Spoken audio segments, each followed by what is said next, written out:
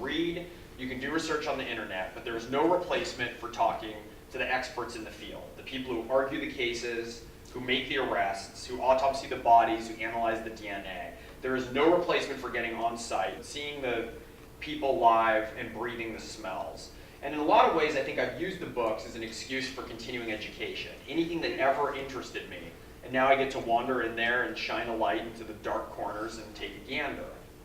And because of that, I'm known, it seems, for doing lots of stupid shit. Especially early in my career, I was the front lines guy who wanted to get in there and see everything firsthand. And I sort of got dragged into this. I was on the phone with one of my Navy SEALs guys who was explaining to me how a certain detonation device worked. And finally, he got frustrated with my lack of retention and comprehension. I'm coming over. Not the threat one wants to hear from an agitated Navy SEAL.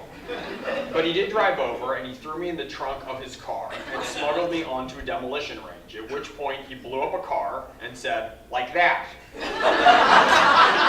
And I thought, I get it, it's so much clearer. I was asking all these questions, and I hadn't thought to get on a site. And so for a while, it seemed I was embarking on a new idiotic adventure every month. I swam with sharks in Galapagos. I learned how to pick locks. I went up in a stunt plane. I figured out how to ride a Harley and took it through biker runs in the LA Canyon. I conducted an interview at one point with a hospital tech, and the only slot that he had for me, he was really busy, was while he was literally carving up a cadaver and parting out the pieces to different departments for dissection. So the heads were going to neurology, the joints were going to the orthopods. I'm sitting there interviewing him, wishing that I'd worn galoshes. But as often happens, this gave me a new angle I would not have thought of had I not been present. And one of the things that I learned is that in doing research, you don't just do research in the field to fill in blanks. You want to be open to whatever opportunities it will also present.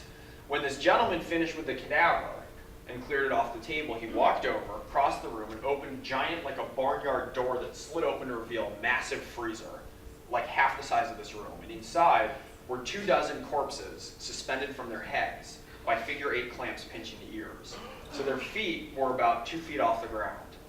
And it was explained to me that they're stored in that fashion because if you store them flat, the bodies distort, which makes them less useful for medical students during dissection. So the bodies are preserved here in their original shape, for better or worse. And so he went over and grabbed one of the legs, and it was linked on the chain, like on a meat hook, and dragged it across and lowered it to the table. And so the first thought that I had was, cool. And of course, in this book that I was writing, I had to set a scene that took place in that freezer. And it was this amazing thing, and I never would have known about it had I gone in merely trying to get answers to plug into what I already knew.